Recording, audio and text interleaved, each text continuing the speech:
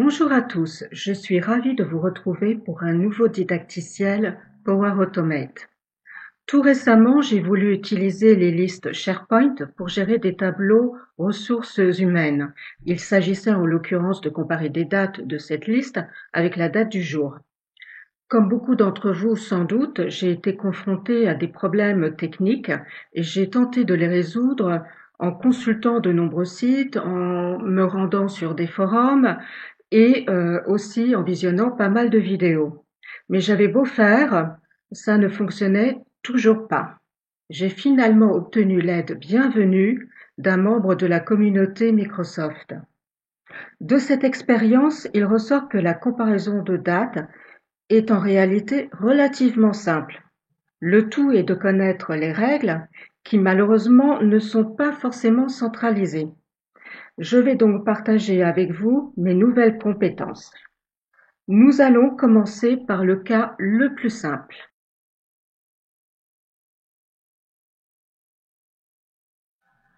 J'ai ici une liste des nouveaux arrivants.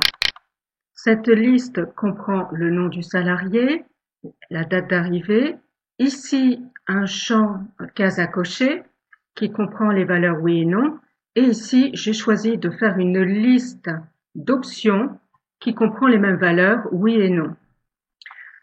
Le reste des champs comprend essentiellement des dates sur toutes les tâches que j'ai à accomplir dans le cadre de l'arrivée d'un nouveau salarié.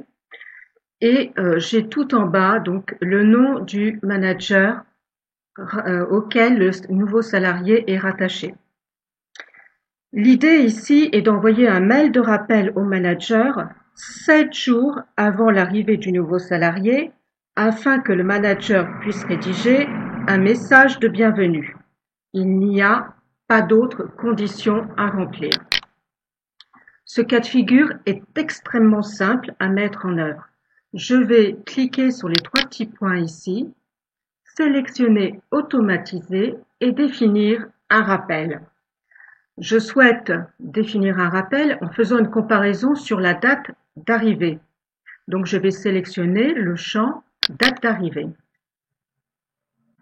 Je patiente quelques secondes et je vois ici donc les différentes options et je constate qu'en fait derrière ce rappel se cache un flux Power Automate qui fait appel à SharePoint, aux notifications et aux utilisateurs Office 365 pour récupérer le nom de la personne qui lance le flux. Je clique sur Continuer. Je définis un nom pour le rappel, donc je vais laisser ce nom par défaut qui me convient. Et ici, je vais définir le nombre de jours à l'avance pour l'envoi du rappel. Avant de valider notre nouveau flux, jetons un petit coup d'œil à notre tableau des arrivées. J'ai un certain Fabien P qui est arrivé, qui doit arriver le 18 août. Nous sommes aujourd'hui le 16. Si je rajoute 7 jours au 16, j'obtiens le 23. Donc, je ne recevrai pas de message d'alerte pour Fabien puisque lui arrive le 18. Par contre, j'ai une certaine Noémie qui rejoint notre société le 23 août. Je vais donc recevoir un mail d'alerte puisque la date est bien équivalente à 23 août. Je clique sur Créer et je vais sur mes flux Power Automate. Je rafraîchis ma page et vous allez voir le nouveau flux apparaître. Je vais également en parallèle recevoir un email d'alerte pour Noémie, puisque le flux se lance automatiquement lors de sa création. Ce flux présente 2 lacunes. En tout premier lieu, le message, par défaut, est adressé à la personne qui gère le flux et non au manager qui encadre le salarié. Et enfin, en deuxième lieu, le message n'incluait pas Fabien P, dont la date d'arrivée était antérieure au 23 août. Or, on aurait peut-être apprécié recevoir un rappel pour les arrivants de dernière minute. On pourrait bien évidemment modifier le flux créé automatiquement par Power Automate, mais cela impliquerait des modifications en profondeur. Autant repartir à zéro et construire notre propre flux car c'est un excellent exercice pour apprendre Power Automate. Nous allons donc à présent voir comment construire un flux pour recevoir un rappel non plus à une date précise, mais à une date antérieure à une date donnée.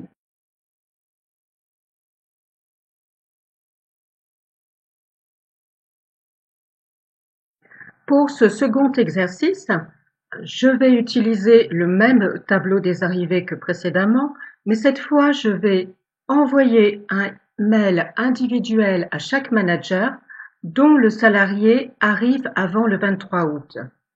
Ça concerne donc ici aussi bien Fabien P que Noémie B. Le nom du manager figure dans mon tableau et il est de type personne. Ce format permet de récupérer tout un tas d'informations sur les salariés de l'entreprise.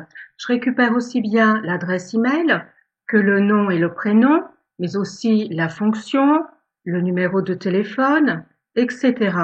Si vous devez utiliser l'adresse email de salariés de votre entreprise, je vous recommande fortement d'utiliser cette fonctionnalité de type donc personne.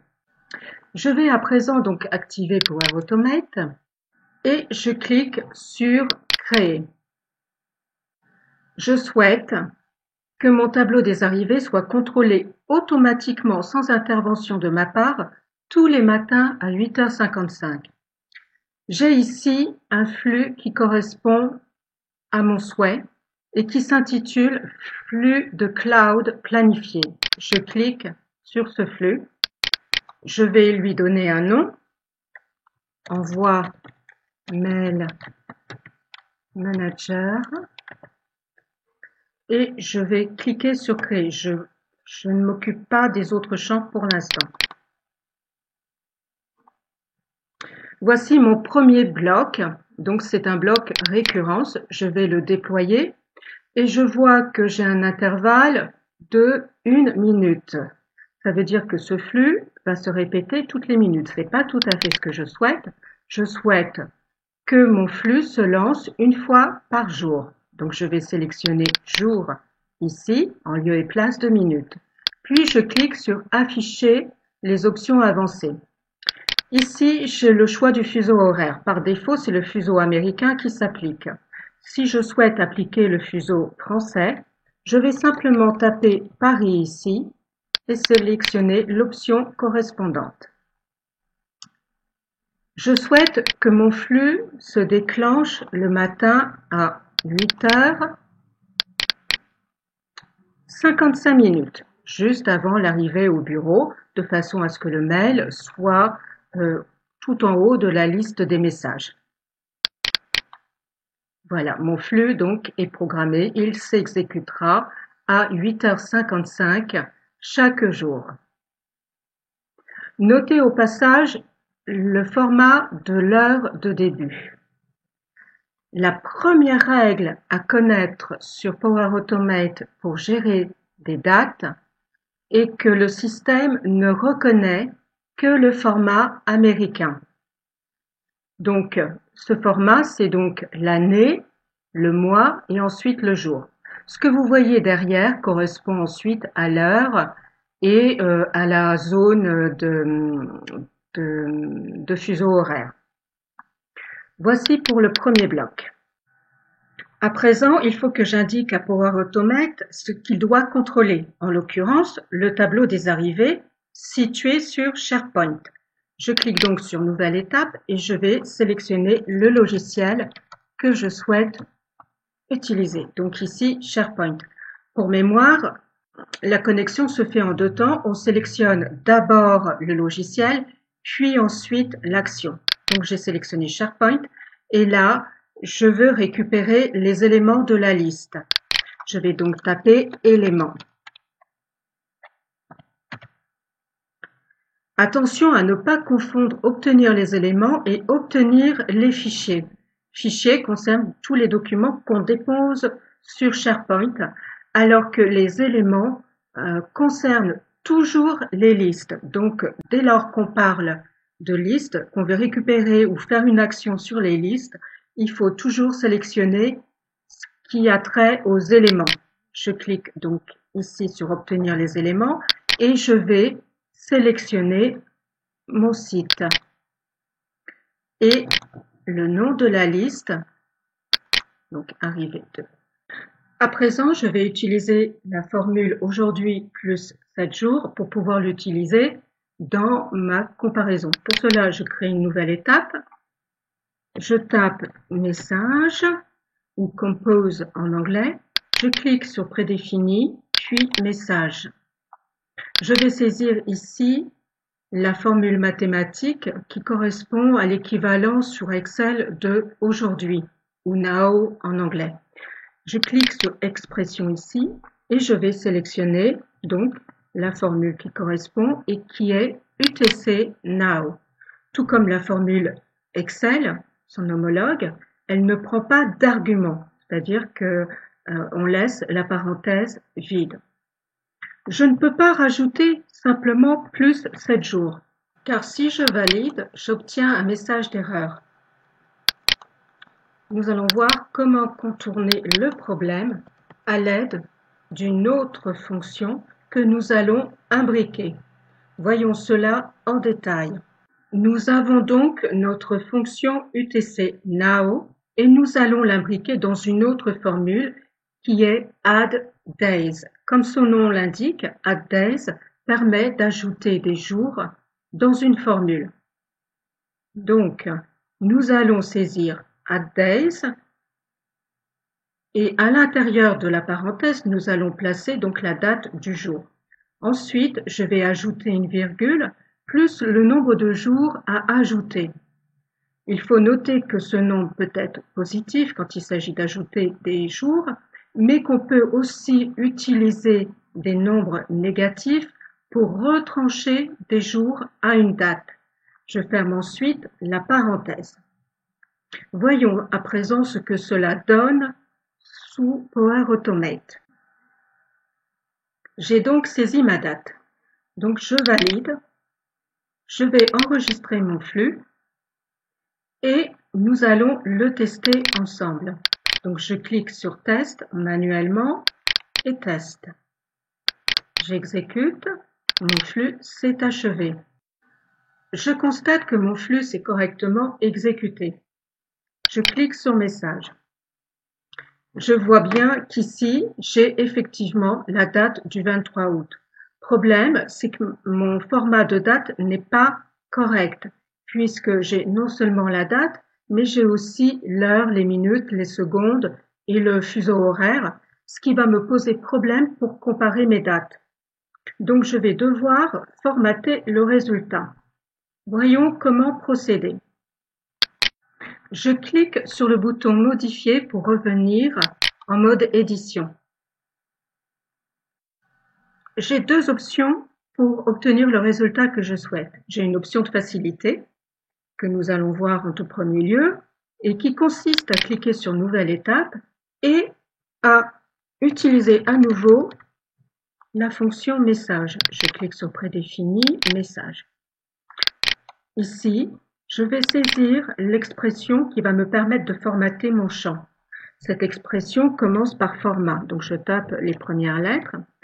Et ici, dans ma liste, je vais vite trouver format date time. Je vais sélectionner cette option. J'ouvre la parenthèse et je dois indiquer ce que je dois formater. Ce que je dois formater, c'est le résultat de ce bloc-ci qui s'appelle message. Donc je vais cliquer ici sur le C, je ne sais pas si vous voyez, hein, c'est assez difficile, mais ici on a le C qui permet d'accéder au contenu dynamique. Je clique donc sur ce C et ici donc j'ai le contenu dynamique qui apparaît et je trouve bien ici tout en haut ce qui correspond à la zone message. Je clique donc sur la seule option disponible qui est sortie. Je vais ensuite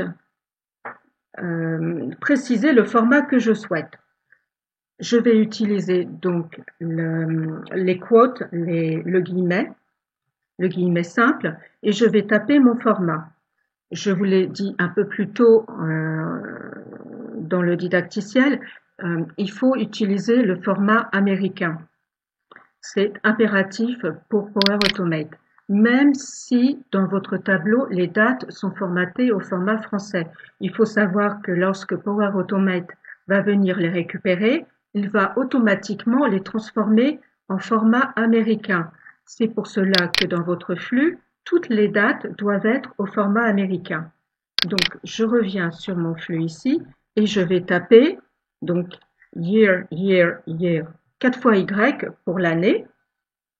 Je tape le tiret de séparation avec le mois. Je vais taper ensuite le D majuscule, pardon, le M majuscule pour le mois et ensuite le D minuscule pour indiquer le jour, days en anglais. Je clique sur OK. On va à nouveau enregistrer et on va également tester.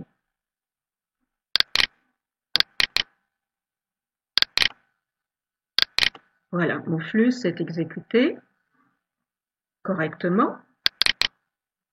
Et voyons, le résultat fonctionne. J'ai bien ici ma date au format américain. Nous allons voir maintenant quelle était la deuxième option, un tout petit peu plus compliquée. J'attire votre attention sur un point. Si j'opte pour la formule la plus compliquée, c'est qu'il y a bien évidemment une raison à cela.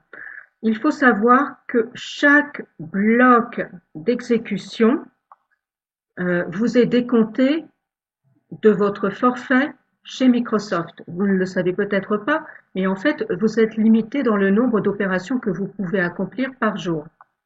Ce n'est pas un souci si votre liste, comme la mienne, est franchement ridicule et ne contient que peu d'éléments, mais par contre, ça peut être problématique si vous gérez des listes beaucoup plus longues. Vous devrez alors souscrire des abonnements payants. L'autre solution consiste à réduire le nombre d'instructions, d'où l'intérêt de ce que je vais vous présenter à présent. Pour réduire le nombre d'instructions, je vais simplement venir encadrer ma formule précédente avec la formule format date time. Je rajoute donc format date time, j'ajoute à la fin une virgule plus le format de date souhaité et je ferme la parenthèse. Retournons à présent sur Power Automate. Je clique sur Modifier pour revenir en mode édition et je vais supprimer le dernier bloc en cliquant sur les 3 petits points ici et en sélectionnant Supprimer. Je valide et je vais donc modifier ma précédente formule comme je vous l'ai indiqué, voilà, en utilisant donc format date time virgule et donc le format de date américaine. Date. Et je ferme la parenthèse et je valide. Je clique sur Mettre à jour. Voilà, j'enregistre et je teste pour vérifier que tout fonctionne parfaitement.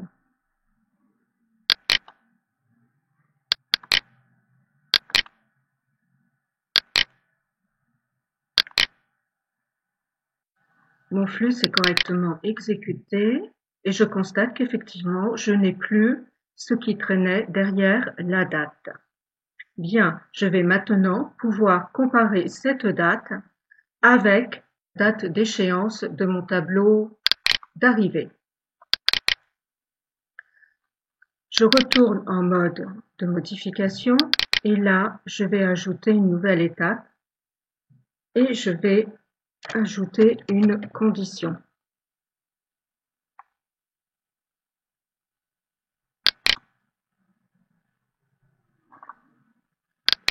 Ici, je vais vouloir comparer donc la date d'arrivée avec la date du jour plus 7. Ok, donc je vais taper ici date pour voir ce que j'obtiens. Ici, j'ai date arrivée, donc je sélectionne date d'arrivée. Automatiquement, Power Automate a placé mes instructions dans une boucle parce qu'en fait, il va parcourir l'ensemble de mon tableau ici. Donc, il va le faire pour chaque ligne du tableau. Il va appliquer la condition. La condition, c'est que je veux que la date d'arrivée soit inférieure ou égale à sortie, tout simplement. Et si tel est le cas, j'aimerais envoyer un email, donc un message Outlook. Donc je tape Outlook. Je sélectionne Office 365 Outlook et non pas Outlook.com. Hein. Il faut être particulièrement vigilant sur ce point. C'est Office 365 Outlook. Et je vais sélectionner Envoyer un email. Ici, je vais envoyer un email. Donc, je vais ajouter du contenu dynamique. Je vais sélectionner Manager. Et vous voyez qu'ici, grâce à la fonction personne, le champ personne que j'ai utilisé, je peux récupérer le nom, l'email, la photo, le département, l'intitulé de la fonction. En l'occurrence, je veux récupérer l'email. Et ici, je vais donc taper mon message. Arrivée de Tartampion. Bonjour.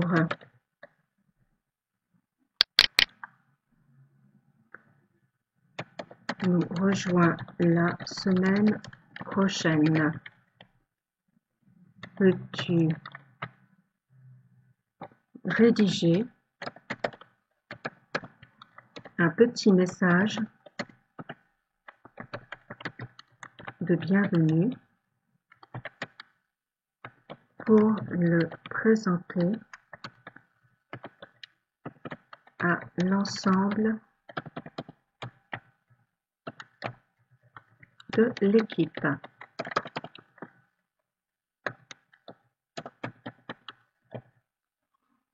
Je clique sur Afficher les options avancées et ici, en importance, je vais sélectionner Normal. Pourquoi je sélectionne Normal? Tout simplement parce que par défaut, le message a une importance faible. Donc, je préfère utiliser l'affichage classique normal. OK, j'enregistre et je teste.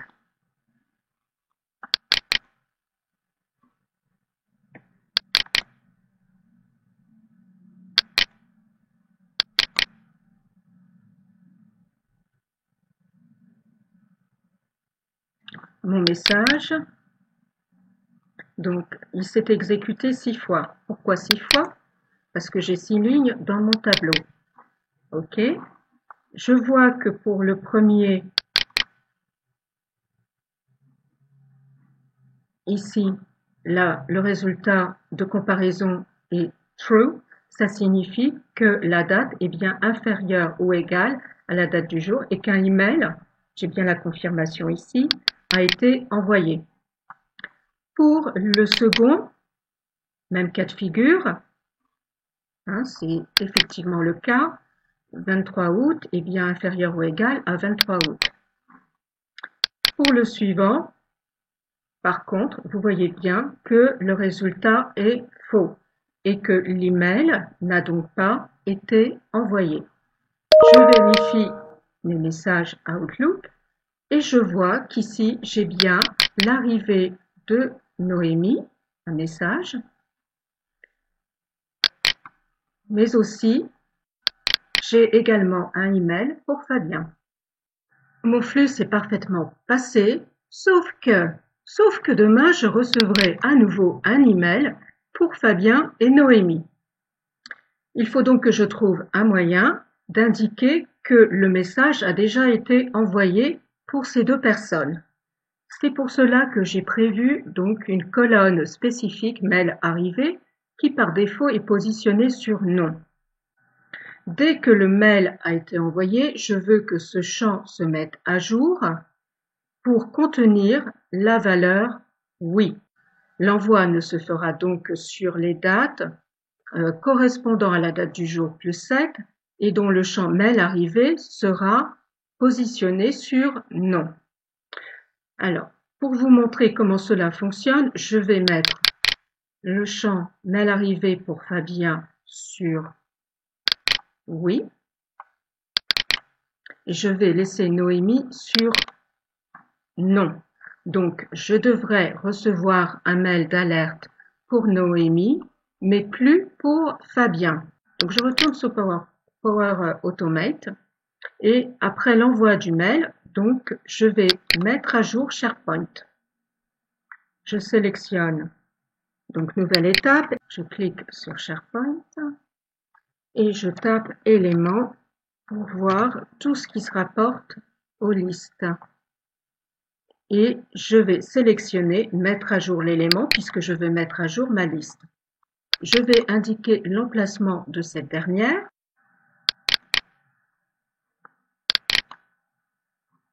Sélectionner le nom de la liste et ici indiquer son identifiant. Son identifiant, c'est assez simple puisqu'ici, en fait, je n'en ai qu'un, j'ai l'identifiant ID. Et je vais mettre à jour le champ mail arrivé. Vous voyez que celui-ci est suivi du mot value. C'est extrêmement important de le noter et de s'en souvenir. Donc ici, je veux que ce champ, quand le mail est parti, une fois le mail parti, passe à oui. J'indique donc oui et je referme mon bloc. Je vais maintenant ajouter la deuxième condition. Je clique sur ajouter dans le champ condition. J'ajoute une ligne et ici, je vais tester le contenu du champ mail arrivé. Vous voyez que dans ma liste, j'ai ici mail arrivé, mais j'ai aussi un mail arrivé value qui correspond à ce que nous avons vu tout à l'heure dans la grille. Il est important de toujours sélectionner le nom de la colonne suivi du mot value si vous voulez que votre flux fonctionne correctement. Donc je veux vérifier que le paramètre est bien sur non, que le message n'a pas été donc envoyé. J'ai saisi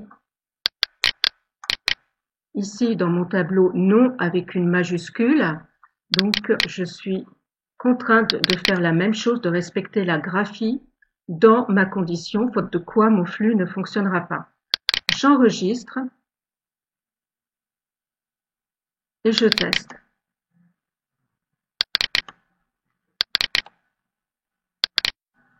Je devrais donc recevoir un mail pour Noémie, qui est positionné sur non, et pas pour Fabien. Donc mon flux s'est correctement exécuté. Je vérifie ma boîte mail, je viens de recevoir un message. Donc ici j'ai bien le mail pour l'arrivée de Noémie et pas pour Fabien. Si je vérifie maintenant ma liste SharePoint, je vais rafraîchir l'écran. Je vois que les deux champs sont à présent bien positionnés sur oui. Pour terminer, quelques précisions. Si j'avais voulu tester une date d'anniversaire, j'aurais simplement modifié le formatage de ma date pour ne conserver que le mois et les jours, puisque dans une date d'anniversaire, on ne tient pas compte des années. Nous avons utilisé dans notre didacticiel la fonction addDays qui reçoit deux arguments, date et durée, la durée pouvant être un nom positif ou négatif. De la même façon, il existe une fonction addHours et également addMinutes et vous l'aurez deviné, addSeconds. Mais plus intéressant, il existe une fonction addToTime qui prend, elle, trois arguments, donc la date, la durée, comme précédemment, et enfin un argument. Cet argument peut être second, minute, hour, day, week, month ou year, c'est-à-dire seconde, minute, heure, jour, semaine, mois ou année. Tout ça bien sûr placé entre guillemets. Enfin, pour tester ma colonne mail arrivée, j'avais utilisé une colonne de type choix. Et pour récupérer la valeur de celle-ci, j'avais utilisé le nom de la colonne suivi du mot value. Maintenant, si j'avais opté pour une colonne oui, non, ce qui était tout à fait envisageable, j'aurais récupéré donc simplement le nom de la colonne et la valeur true ou false dans le champ est égal à, comme ceci. J'espère que ce didacticiel vous sera utile et je vous dis à très bientôt.